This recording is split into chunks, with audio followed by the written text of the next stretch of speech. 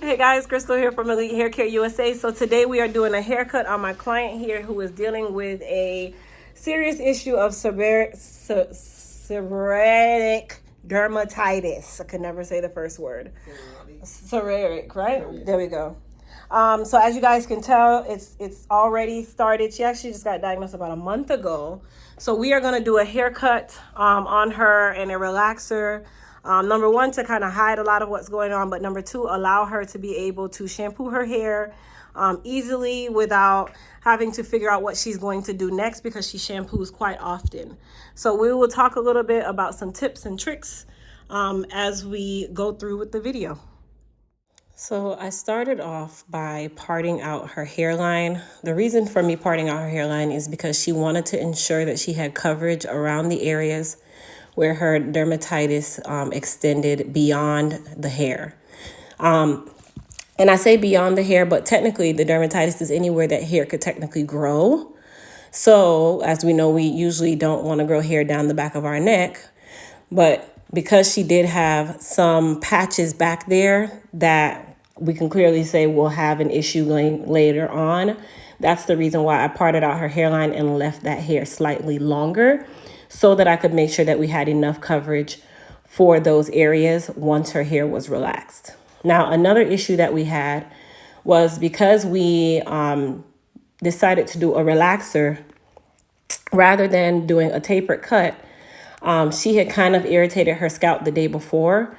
So we had to be very, very quick with putting on her relaxer, which I did use a sensitive scalp relaxer.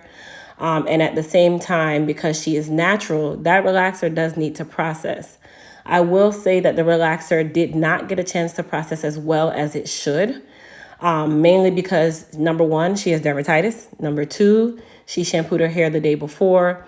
And it was just kind of like a spur of the moment decision that we had made based on her styling preferences and what she really needed to be successful with her hair care journey, and also the dermatitis issue, which was really the bulk of the problem that we have.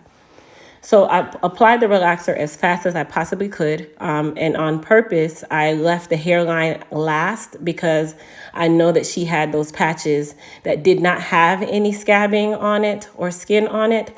So I didn't want to run the risk of irritating those areas with the relaxer. Now, I know some of you are like, well, why did she get a relaxer if she has dermatitis? Well, with her being natural, she's been washing her hair every other day, and it has not been helping her. Her hair is severely dry, and she was just ready to say she needed something super short that she'd be able to care for. But because she has the dermatitis extending so far out on her hairline, leaving it natural and cutting it into a tapered cut was going to expose those areas. So we're using the relaxer as a way to lay her hair down so that we can cover those areas and make sure that she has coverage over those patches that were considered an insecurity for her. Now, with the relaxer, even though it didn't process as well as it should have, it was kind of more a texturizer, which is fine as well. But this gives her the ability to be able to shampoo her hair with her medicated shampoo and also get more access to her scalp, and also have a style that she can actually wear and be happy with it. So at the end of the day, this is all choice, you guys. Everyone's going to have mixed reviews on this, but it is what it is. So once the relaxer was finished, as you guys can tell, she did have a little bit of redness around her hairline. That comes with the territory, you guys. She has dermatitis. It is a thing, okay? So any type of shampooing, she's going to have redness around the scalp area. So what I did, as you guys can tell, she's not fully relaxed, but that's fine. She was texturized enough that I was able to still lay her hair down and give her a really good haircut and give her a style that she'll be able to manage. So what we're going to do in about 30 days is we're going to go back and do the relaxer again to get her hair a little bit straighter so that her styling days will be a lot easier for her. And so she'll be able to maintain her hair at home. Right now, she's not really maintaining her hair when she was in the natural stage. She wasn't maintaining it when it was longer. So this is something that I always say to people when it comes on to hair care. You have to do what is suitable for your client's needs and not what the masses say you need to do. And I'm not a follow the masses kind of person. I'm always against the grain. So that is the reason why my methods have proven to work. time and time again. So we'll definitely be working with her. And then kind of with her schedule, she won't be able to come in as often. So I wanted to make sure that she kind of knew what to expect. So we talked about all of this before we did this service, you guys, all of it. So once I finished cutting around the sides and the back, she did want to leave the length at the top. So basically all I was doing was just going to blend that hair in and give her a very edgy style that could really suit her, her face shape and everything, which was also something that we talked about. We consulted for about 30 minutes. It actually made me late for my next client. So what I'm doing now is I'm finishing her mold using our Elite Silk Wrap Foam. And I want you guys to look, even though she is more texturized than anything else, that Elite Silk Wrap Foam still laid that hair down really, really nicely. So her hair laid down nice and smooth. You already know how I feel about my Elite Silk Wrap Foam. Do I have to say it? It is thebomb.com. It is one of the best wrap foams that I have ever used, and I have not gone back on my own product. I will never. This was one of my hero products. This product specifically is one of my favorites, mainly because I have a shortcut, but number two, because I know it works on all textures of hair. So once I did her mold, this is basically the time where you want to make sure everything's as smooth as possible. And definitely for her, she has to use wrap strips to keep the hair laying down under the dryer. Do not skip the wrap strips, you guys. You need something to put tension on the area to keep it down while it dries, so it will stay down once it's dry. That's how wrap foam works. So I used a couple of wrap strips. I like to wrap my first one all the way around, and then I go back and secure it with other tied strips. So I did 3 strips in total, and that was able to keep that area down so that it could dry nicely, nice and flat. I didn't notice that it was over her eye, but it was. All right, so now that her hair was dry, now is when I'm using my H2 Pro 3/10 of an inch iron. This is where I'm just basically smoothing out her hair, and at the same time, I'm curling her. So that tells you guys that, yes, her hair was laid down enough that I'm able to just add a little bit of heat to it and smooth it out, and all is well. Now, what I will also say is this hair is not going to just revert, okay? Remember, she is basically relaxed, but it's a little more texturized relaxed than anything else. So she's not going to revert to natural, you guys. She's going to go forward, and with every relaxer, the hair gets straighter and straighter and straighter. But remember, the hair also grows out, and she has coarse textured hair. So if you guys can't tell, yes, she has coarse textured hair. So her hair is going to always be coarse. Furthermore, she's also salt and pepper. So this is going to also play a role in this whole situation with her.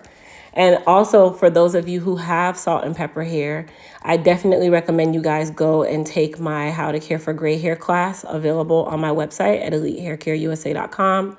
This is where you'll be able to learn more about gray hair care, gray hair coverage, color correction, all of that good stuff. So for her, we actually did do the violet colored shampoo. Now, because her yellowing was so bad, she had a lot of yellowing from even before the service, I would have preferred to do a Pravana toner on her, but because I know that her scalp was not in the best condition, I was unable to do that violet toner to tone out a little bit more of that brassiness. But the next time around, we would do that, just because I want to make sure that her scalp is in good condition first, because it is still a chemical service, even though it's a toner. So I wasn't able to tone her 100% in this service, which you have to do what you can, you guys. When you're working with a client who has a scalp situation or even a hair situation, you can't always have the best of everything. You have to just do what you can and make it work. Yes. Okay, so we were kind of determining what side her hair should go to, or what direction we should put her hair. And that's the reason why you saw us moving the hair back and forth in the front.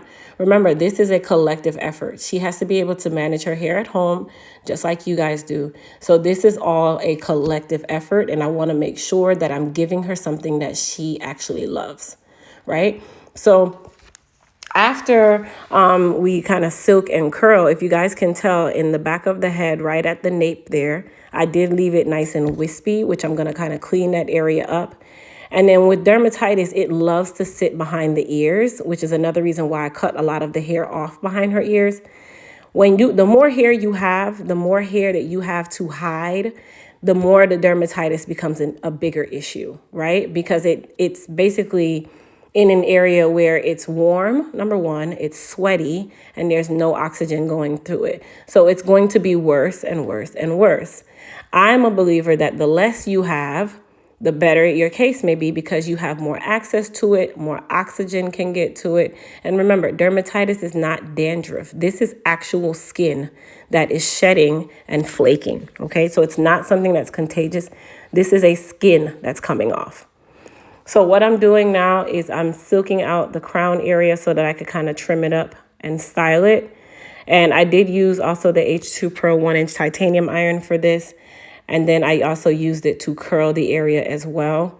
Now, the style is already unfolding, you guys. So if you're not already seeing how beautiful this hair is, please comment. Tell me what you guys thought. This was definitely a transformation for me, for her. You don't even know dermatitis is an issue for her, but it all came out looking amazing. I love the style on her. It just gave her some edginess. And, you know, I feel like this is really going to set her up for success, where she is able to style her hair at home and feel confident, and also get to her scalp and get that area nice and clean based on the shampoo that her doctor prescribed for the dermatitis issue. One thing that I will say is she says the shampoo that they gave her makes the hair dry.